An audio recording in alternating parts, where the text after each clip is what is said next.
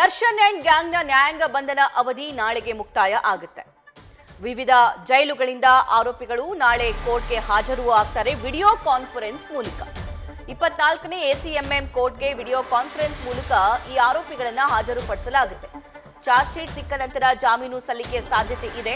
90 ದಿನ ಕಳೀತಾ ಬರುತ್ತೆ. ಈ ಪ್ರಕರಣ ಇವರೆಲ್ಲರೂ ಕೂಡ ಜೈಲಿಗೆ ಹೋಗಿ ಇನ್ನು ಕೊಲೆ ಕೇಸ್ನ ಕೆಲ ಆರೋಪಿಗಳಿಂದ ಜಾಮೀನು ಅರ್ಜಿ ಸಾಧ್ಯತೆ ಇದೆ. ಪ್ರಮುಖವಾಗಿ A2 ದರ್ಶನ್ ಜಾಮೀನು ಅರ್ಜಿ ಸಲ್ಲಿಸುವಂತಹ ಸಾಧ್ಯತೆ ಕೂಡ ಇದೆ.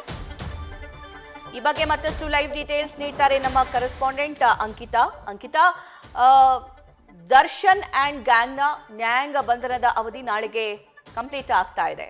ನಾಳೆಯ ನಂತರ ಈ ಆರೋಪಿಗಳು ಏನೆಲ್ಲ ಮಾಡುವಂತಹ ಸಾಧ್ಯತೆ ಇದೆ, ಪಾಸಿಬಿಲಿಟೀಸ್ ಏನೇನಿದೆ, ಡೀಟೇಲ್ಸ್ ನೀಡ್ತಾ ಹೋಗೋದಾದ್ರೆ.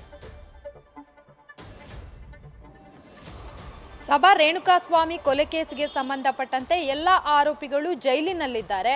ಅದರಲ್ಲೂ ಬೆಂಗಳೂರಿನ ಪರಪ್ಪನ ಅಗ್ರಹಾರ ಜೈಲಿನಲ್ಲಿ ಯಾವಾಗ ರಾಜಾತಿಥ್ಯ ನೀಡಲಾಯಿತು ಅನ್ನೋ ವಿಚಾರ ಗೊತ್ತಾಯಿತು. ಆ ಸಂದರ್ಭದಲ್ಲಿ ಸಾಕಷ್ಟು ಜನ ಆರೋಪಿಗಳು ಕೂಡ ಬೇರೆ ಬೇರೆ ಜೈಲಿಗೆ ಶಿಫ್ಟ್ ಮಾಡುವಂತಹ ಕೆಲಸವನ್ನ ಕೂಡ ಮಾಡಲಾಯಿತು. ಅದನ್ನ ಹೊರತುಪಡಿಸಿ ನಾಳೆ ಆರೋಪಿಗಳ ನ್ಯಾಯಾಂಗ ಬಂಧನ ಅವಧಿ ಕೂಡ ಮುಕ್ತಾಯ ಆಗುತ್ತೆ. ಹಾಗಾಗಿ ನಾಳೆ ನ್ಯಾಯಾಧೀಶರ ಮುಂದೆ ಎಲ್ಲ ಆರೋಪಿಗಳನ್ನ ವಿಡಿಯೋ ಕಾನ್ಫರೆನ್ಸ್ ಮೂಲಕ ಹಾಜರುಪಡಿಸುವಂತಹ ಕೆಲಸವನ್ನ ಕೂಡ ಮಾಡಲಾಗುತ್ತೆ. ಅದಾದ ಬಳಿಕ ಅಂದ್ರೆ ನಾಳೆ ಆರೋಪಿಗಳ ಪರ ವಕೀಲರಿಗೂ ಕೂಡ ಚಾರ್ಜ್ ಶೀಟ್ ಪ್ರತಿ ಸಿಗುತ್ತೆ. ಅದಾದ ಬಳಿಕ ಜಾಮೀನು ಅರ್ಜಿಗೆ ಸಲ್ಲಿಕೆ ಮಾಡೋದಕ್ಕೆ ಎಲ್ಲಾ ರೀತಿಯ ತಯಾರಿಗಳನ್ನ ಕೂಡ ಮಾಡ್ಕೊಳ್ತಾ ಇದ್ದಾರೆ. ಅಂದ್ರೆ ಇದುವರೆಗೂ ಕೂಡ ಸಾಕಷ್ಟು ಜನ ಆರೋಪಿಗಳ ಪರ ವಕೀಲರು ಜಾಮೀನಿಗೆ ಅರ್ಜಿಯನ್ನ ಸಲ್ಲಿಸಿರ್ಲಿಲ್ಲ.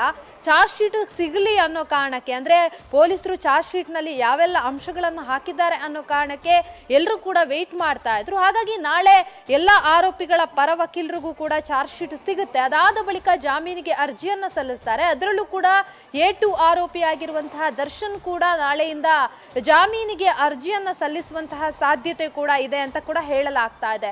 ಅದನ್ನ ಹೊರತುಪಡಿಸಿ ನಾಳೆ ಎಲ್ಲರೂ ಕೂಡ ವಿಡಿಯೋ ಕಾನ್ಫರೆನ್ಸ್ ಮೂಲಕ ಹಾಜರು ಆಗ್ತಾರೆ.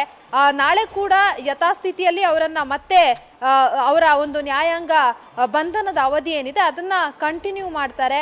ಅದಾದ ಬಳಿಕ ಅವರು ಜಾಮೀನಿಗೆ ಸೆಷನ್ ಕೋರ್ಟ್ ನಲ್ಲಿ ಅರ್ಜಿಯನ್ನ ಸಲ್ಲಿಸ್ತಾರೆ. ಸಭಾ ರೈಟ್ ಅಂಕಿತಾ. ನ್ಯೂಸ್ ಫಸ್ಟ್ ನಿರ್ಭೀತಿಯಿಂದ ನಿಮ್ಮ ಪರವಾಗಿ.